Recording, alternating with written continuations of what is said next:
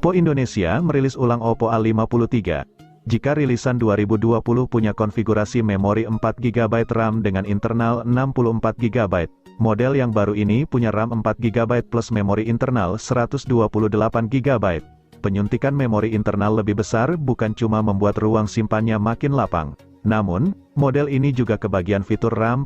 Fitur tersebut diklaim mampu mengurangi waktu jeda saat Anda membuka game atau aplikasi. Spesifikasi lain dari HP 2 jutaan ini juga cukup menjanjikan. Mulai dari layar IPS LCD yang mendukung refresh rate 90Hz, SoC Snapdragon 460, memori internal UFS 2.1, sampai speaker stereo dengan preset di rak, khusus Snapdragon 460. SoC ini bukan seri Snapdragon 400 biasa. Ia sudah menggunakan CPU dengan inti performa Cortex A73, maka jangan remehkan performanya saat menjalankan tugas sehari-hari.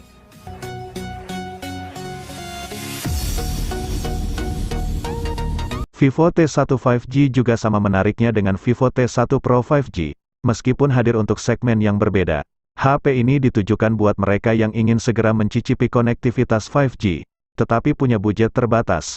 Keinginan itu bisa diwujudkan karena Vivo T1 5G dirilis dengan harga mulai 2 jutaan saja. Selain konektivitas, Vivo T1 5G juga memiliki beberapa keunggulan yang membuatnya menarik. Sebut saja desain minimalis, performa tinggi berkat SoC MediaTek Dimensity 810, hingga adanya NFC multifungsi. Kemampuan kameranya pun mumpuni walau hanya ada satu kamera belakang dan satu kamera depan.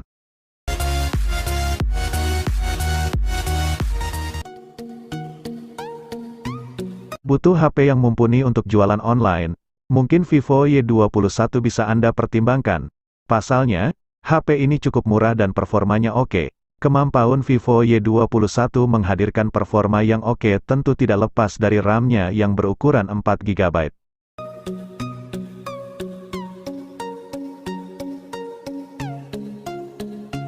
Punya HP cantik yang andal dipakai main game tidaklah mustahil meskipun uang yang Anda miliki kurang dari 3 juta.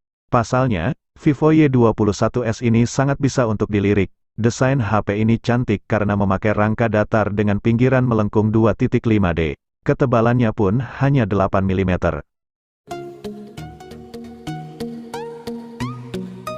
Samsung Galaxy A13 merupakan ponsel kelas menengah yang baru dirilis sebagai penerus dari Galaxy A12 yang dirilis pada 2021.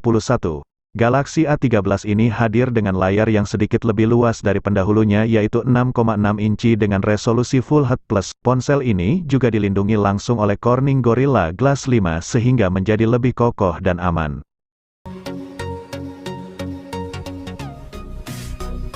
Samsung Galaxy A22 akhirnya resmi tersedia di pasar Indonesia. Jika melihat spesifikasi dan harga Samsung A22 yang cukup murah, sepertinya model ini akan jadi primadona baru dari Samsung. Bersamaan dengan versi 5G-nya, Samsung Galaxy A22 resmi bisa dipesan mulai tanggal 28 Juni tahun 2021.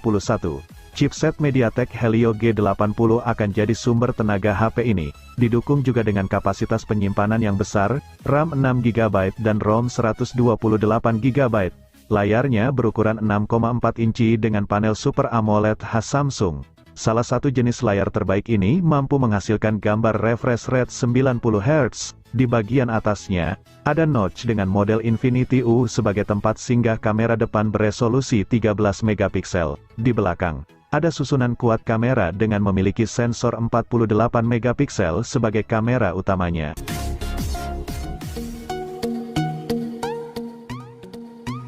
Poco M4 Pro menjadi ponsel yang paling ditunggu untuk kelas menengah dengan harga yang masih terjangkau. Sebagai penerus dari seri Poco M3, ponsel ini tentu saja akan memberikan yang terbaik agar menuai kesuksesan yang sama dengan pendahulunya.